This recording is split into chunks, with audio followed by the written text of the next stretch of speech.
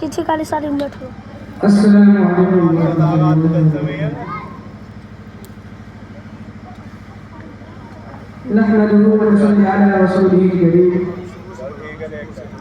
أما بعد فأعوذ بالله من الشيطان الرجيم. بسم الله الرحمن الرحيم.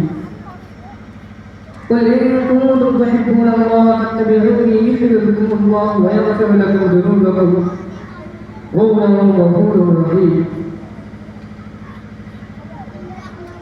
صدق الله العظيم.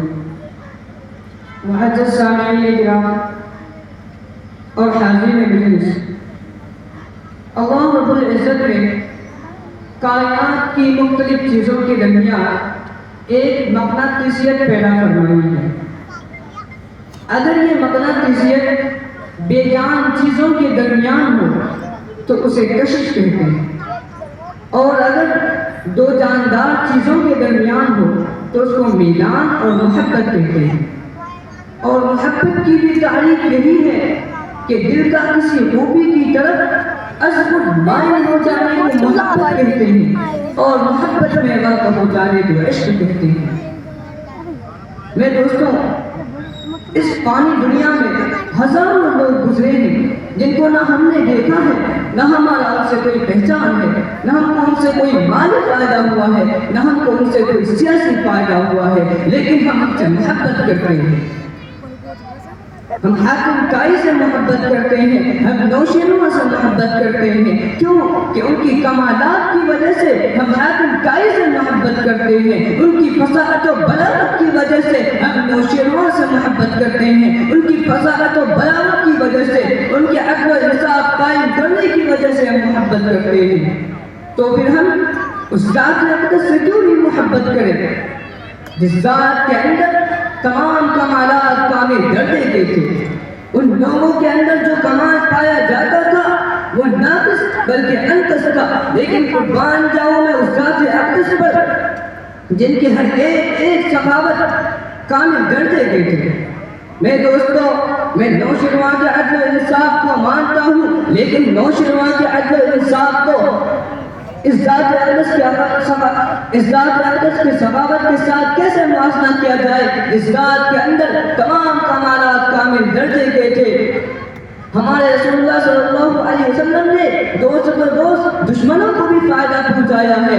آپ صلی اللہ علیہ وسلم نے دوستوں کو بھی فائدہ پہنچایا، دشمنوں کو بھی فائدہ پہنچایا، کسی کو نقصان نہیں پہنچایا. میں دوستوں، آپ صلی اللہ علیہ وسلم کی زبان پر کلمہ توحید کے لا علاوہ لا نہیں آیا. آپ صلی اللہ علیہ وسلم کے اخلاق ہیں، یہ کردار ہے.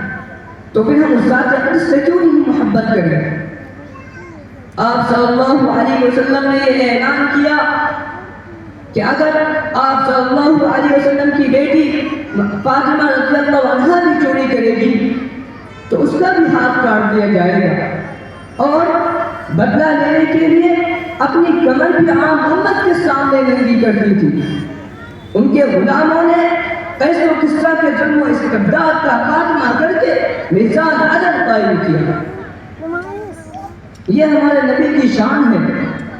اللہ تعالیٰ قرآن شریف میں فرماتے ہیں وَرَفَعْنَا لَكَ ذِكْرَكَ، اے نبی، ہم نے آپ کے ذکر اور آپ کی شان کو بلند کر دیا ہے.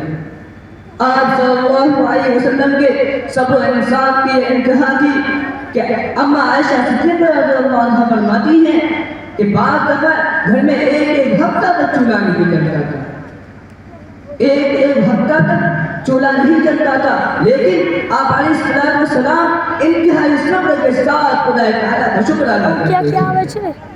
یہ ہے ہمارے نبی کی شان. کیا ہی کہنا ہے، آپ صلی اللہ علیہ وسلم کے بارے میں جتنا بھی بیان کیا جائے سب کم پڑ جائیں گے، کیونکہ آپ صلی اللہ علیہ وسلم کی سیرت کا حق کوئی بھی ادا نہیں کر سکتا. کسی انسان نے یہ طاقت نہیں کہ وہ کہیں کہ میں نے حضور صلی اللہ علیہ وسلم کی سیرت کا حق ادا کر دیا. کسی کے اندر یہ طاقت نہیں. ایک مرتبہ علامہ مشری رحمۃ اللہ علیہ سے کسی نے کہا کہ اگر آپ سیرت بیان کرنے کا حق ادا نہیں کر سکتے، سیرت بیان کرنے کی کیا ضرورت ہے؟ تو کہنے لگے علامہ مشری رحمۃ اللہ علیہ نے کہا کہ ہماری مثال مصر کی اس بڑھیا کی ہے جس نے یوسف کو خریدنے کے لیے روئی کی گٹھڑی لے کر گئی تھی. روئی کی ایک گٹھڑی لے کر گئی تھی یوسف علیہ السلام کو خریدنے کے لیے. کسی نے کہا اماں اس روئی کی گٹھڑی سے کیا یوسف خریدا جا سکتا ہے؟ تو کہنے لگی میں بات یہ ہے کہ بات یوسف کو خریدنے کی نہیں، بات اصل میں یہ ہے کہ کل قیامت کے دن آپ صلی اللہ علیہ وسلم جو رب یعنی اللہ رب العزت پوچھیں گے کہ یوسف کا خریدار کون تھا، اس میں میرا بھی نام آ جائے گا. قرآن کہتا ہے وَرَفَعْنَا لَكَ ذِكْرَكَ، ہم نے آپ کا ذکر اور آپ کی شان کو بلند کر دیا. کیا ہی کہنا ہے، آپ صلی اللہ علیہ وسلم کی سچائی کا یہ عالم تھا کہ دوست تو دوست دشمنوں نے بھی آپ صلی اللہ علیہ وسلم کی سچائی کا اعتبار کیا.